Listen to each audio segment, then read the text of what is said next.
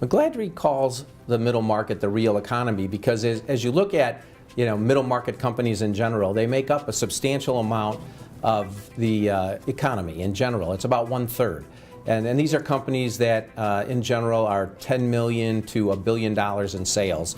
And they also represent about 1/3 of the workforce, or 43 million people that the middle market employs. And quite frankly, when the downturn occurred, small businesses were really struggling to stay alive. Large businesses were shedding people, and the middle market was actually adding people because of I think they're resilient because they're large enough to have resources, but they're also nimble because they're small. And so I think it kind of became the backbone of the economy in those lean years after the recession. And as a result, we coined them the real economy.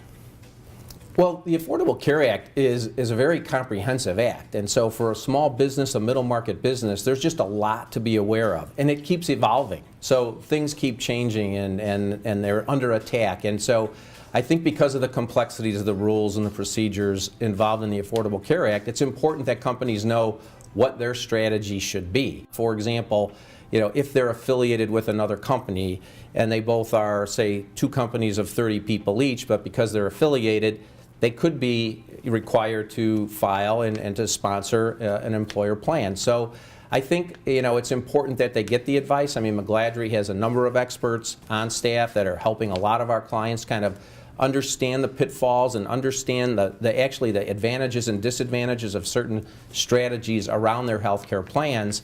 And they also have to keep in mind that the state itself has to opt in or out. And if a state opts out, that would actually be an advantage for an employer because the employer mandate really the penalties would not apply to the employer because none of the employees would be able to get a credit because the state didn't opt into the plan. If you're in multiple states, then there are a lot of considerations you need to make in terms of the impact of affordable care as well as tax and taxation.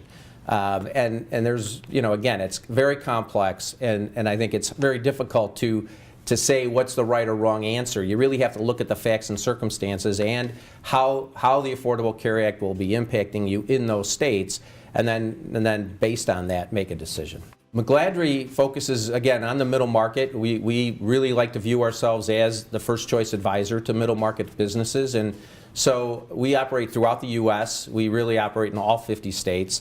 We don't have locations in all 50 states. We have locations in 80 places around the country and in over 100 countries worldwide. So our resources are vast, but our focus is the middle market. We're the largest CPA firm that focuses on the middle market, and it's an area that we really find challenging because there's usually a need for those companies to get the other advice because they're not as deep internally with the resources that they need.